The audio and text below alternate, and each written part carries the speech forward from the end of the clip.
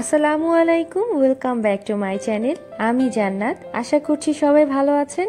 অনেকেরই বন তৈরি করতে গিয়ে ঝামেলায় পড়েন, উপরটায় ঠিকঠাক কালার আসে না, সেই সাথে খেতেও ভালো লাগে না। আজকে চুলায় তেলে ভেজে বন শেয়ার করছি, যে কেউ বানাতে পারবেন। আর এই বনের ভেতরে কিন্তু তেল প্রবেশ করবে না, খেতে হবে অনেক বেশি মজার, সেই সাথে তৈরি করাটাও একদম সহজ। এই বনগুলো দেখেই আপনারা হয়তো বুঝতে পারছেন এটা কতটা তুলতুলে হয়েছে।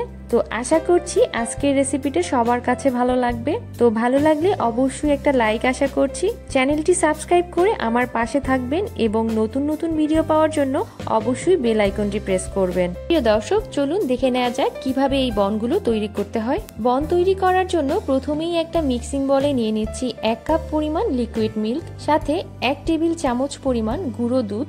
অনেকেই প্রশ্ন করে থাকেন যে বনের ভেতরের ইস্টের গন্ধটা কিভাবে দূর করা যায়। আপনারা যদি লিকুইড মিল্কের সাথে গুঁড়া দুধটা ব্যবহার করেন তাহলে বনের মাঝে ইস্টের গন্ধ থাকবে না। এখানে দিয়ে দিচ্ছি 2 টেবিল চামচের মতন চিনি। চিনিটা আপনারা আপনাদের পছন্দ মতন কম বেশি করে নিতে পারবেন।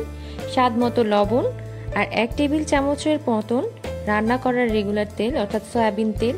আপনারা এখানে সয়াবিন তেলের পরিবর্তে ঘি বা বাটারও ব্যবহার করতে পারেন। এর ভেতরে অ্যাড করছি 1 চা চামচ পরিমাণ ড্রাই ইস্ট। তো আমি এখানে অ্যাক্টিভেটেড ড্রাই ইস্টটা ব্যবহার করেছি। এখন সবগুলো উপকরণ খুব ভালোভাবে একটা হ্যান্ড হুইসের সাহায্যে মিশিয়ে নিচ্ছি। মিশিয়ে নেওয়ার পর এটাকে আমি ঢেকে 5 মিনিটের জন্য রেস্টে রেখে দিয়েছি। 5 মিনিট এভাবে ঢেকে রাখার ফলে ইস্টটা কিন্তু অ্যাক্টিভেটেড হয়ে গিয়েছে। এখন আমি এর ভেতরে কাপে মেপে 1.5 কাপ পরিমাণ ময়দা দিয়ে দিচ্ছি। আর এখানে কিন্তু 1.5 কাপের বেশি ময়দা লাগবে না, কারণ আমরা যেহেতু 1 কাপ লিকুইড মিল্ক ব্যবহার করেছি। তো 1.5 কাপ ময়দা দিয়ে খুব ভালোভাবে হাতের সাহায্যে এটাকে মুথে নিচ্ছি। আর প্রথম দিকে এটা একটু নরম মনে হলে অল্প অল্প করে ময়দা ছিটিয়ে একটা সফট ডো তৈরি করে নিতে হবে।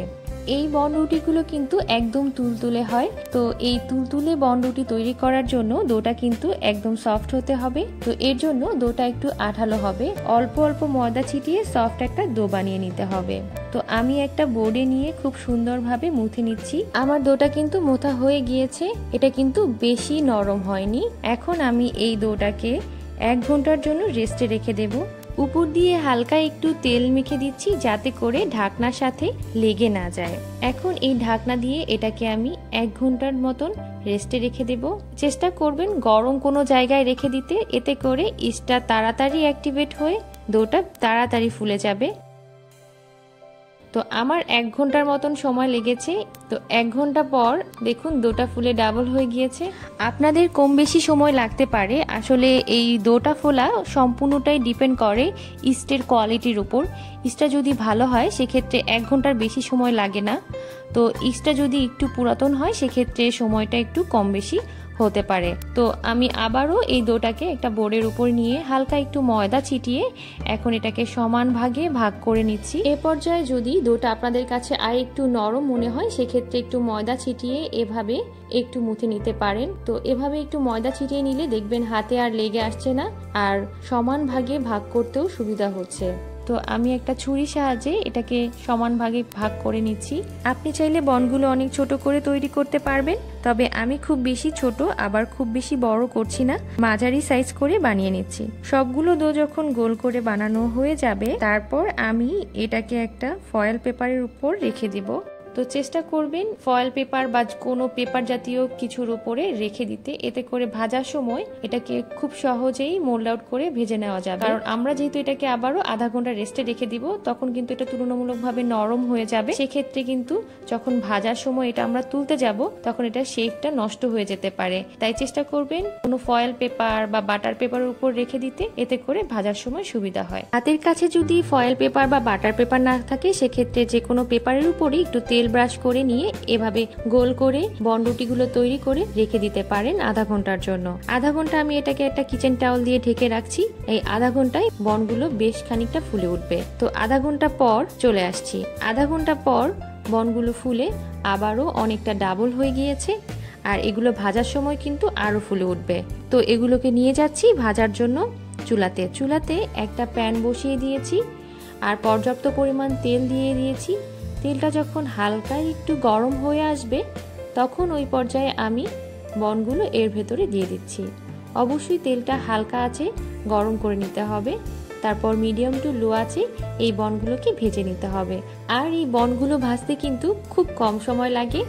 এক সাইড হয়ে গেলে তারপর অপর সাইড উল্টিয়ে দিতে হবে। তো দেখুন বনগুলো কিন্তু আস্তে আস্তে ফুলে উঠছে। তো বনগুলো যখন পুরোপুরি ফুলে উঠবে আর নিচটাও খুব সুন্দর একটা কালার চলে আসবে, তখন আমরা এর সাইডটা চেঞ্জ করে দেব। তো আমার বনগুলোর এক সাইড হয়ে গিয়েছে, তো আমি এটাকে উল্টে নিচ্ছি। দেখুন কতটা সুন্দর কালার এসেছে। তো এভাবে চুলায় তেলে ভেজে বন তৈরি করা যায়। তো এই বনগুলো খেতে কিন্তু খুবই মজা লাগে, আর এগুলো কিন্তু একদম তুলতুলে হয়। যে কেউ এই বনগুলো তৈরি করে ফেলতে পারবেন। তো এক সাইড হয়ে গেলে অপর সাইড এভাবে উল্টিয়ে আমরা মিনিট খানেক ভেজে নেব। মিনিট খানেক পরে দেখবেন অপর সাইডও খুব সুন্দর একটা কালার চলে এসেছে। তখন আমরা এই বনগুলোকে তেল ঝরিয়ে তুলে নিব। তো দেখতে যেমন লাগে, এই বনগুলো খেতে কিন্তু অসাধারণ। আপনারা বিকালে চায়ের নাস্তায় এই বনগুলো কিন্তু সার্ভ করতে পারেন, অথবা বাচ্চাদের টিফিনেও কিন্তু এই বনগুলো দিতে পারেন খুব সহজে। বাকি দুটোও আমি এভাবে ভেজে নিচ্ছি। তেলটা গরম বেশি হয়ে গেলে সেক্ষেত্রে কিন্তু জালটা একটু কমিয়ে তেলটা একটু ঠান্ডা করে দেন বাকিগুলো এভাবে ভেজে নিতে হবে। এক সাইড হয়ে গেলে আমি অপর সাইডটা এভাবে উল্টে দিচ্ছি। তারপর 2-3 মিনিটের মতন ভেজে নিতে হবে। তো সবগুলো বান ভাজতে আমার 5 থেকে 6 মিনিটের মতন সময় লেগেছে। তো যখন দুই সাইডই খুব ভালোভাবে ভাজা হয়ে যাবে, তখন এগুলোকে তেল ঝরিয়ে তুলে নিচ্ছি বরাবরের মতন। এখন খাওয়ার জন্য রেডি তেলে ভাজা তুলতুলে বনরুটি। এই বনরুটিগুলোর ভেতরে তেল প্রবেশ করে না, তবে খেতে অনেক ভালো লাগে। চলুন একটা বন ছিঁড়ে শেয়ার করছি যে এর ভেতরটা কতটা সুন্দর হয়েছে। অল্প সময়ে এভাবে করে তুলতুলে বন তৈরি করতে পারবে, খেতেও ভালো লাগে, দেখতেও সুন্দর হয়। আর এই বনরুটিগুলো কতটা তুলতুলে হয়েছে তা নিশ্চয়ই এখন দেখে আপনারা বুঝতে পারছেন। দেখুন কতটা তুলতুলে হয়েছে। এই বনরুটিগুলো আপনারা বার্গার বান বা ক্রিম বান হিসেবেও খেতে পারবেন। আশা করছি আজকের রেসিপিটি আপনাদের কাছে ভালো লেগেছে। ভালো লাগলে অবশ্যই একটা লাইক দিবেন এবং আমার চ্যানেলটিকে সাবস্ক্রাইব করে আমার পাশে থাকবেন। সবাই ভালো থাকবেন, সুস্থ থাকবেন। আল্লাহ হাফেজ।